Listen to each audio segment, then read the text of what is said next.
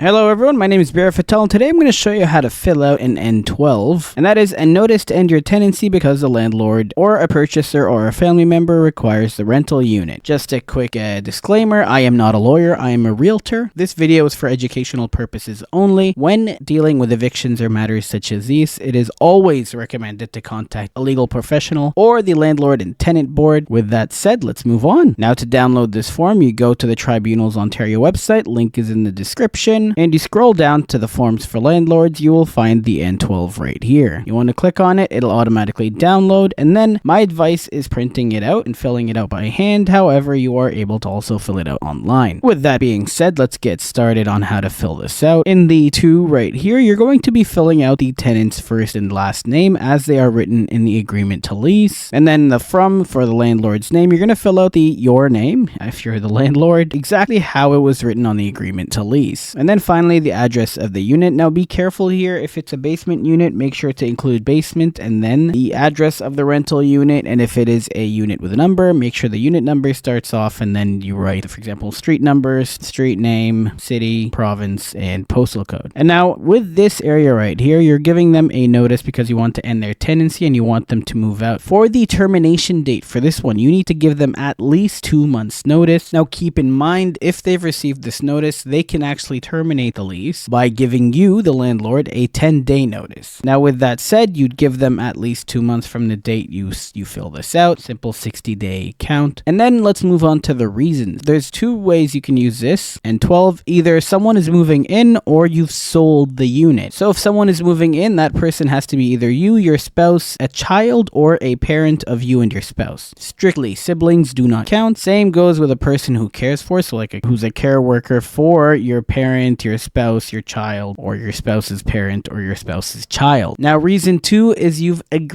already signed the agreement of purchase and sale. And now sometimes this can be a lease takeover. However, if the person that purchased it wants to move in, you would be placing the purchaser's spouse, purchaser's child, purchaser's parent, purchaser's spouse's child. So again, parents, children, no siblings included, or someone who provides service or care for that person. Now with that being said, like I mentioned, they can terminate with 10 days notice after receiving your letter. And then you want to fill out yourself, you check landlord here. Now if you're getting this done by a legal representative, they have to be a legal representative. They have to have an LSUC. So you fill out your first name, last name, phone number, and then you sign this. I recommend physically, and then you have to date it, date, month, year on the day you signed it, and that has to be at least 60 days before this. If you are mailing it in, it has to be at least 65 days in advance. And finally, if you need any real estate advice, feel free to reach out. My information is in the description. Let's chat now. If you're having issues evicting your tenants and you want to start buying and investing in areas where you will not have these issues as frequently, reach out and have a chat. And I hope you enjoyed the video and have a wonderful day.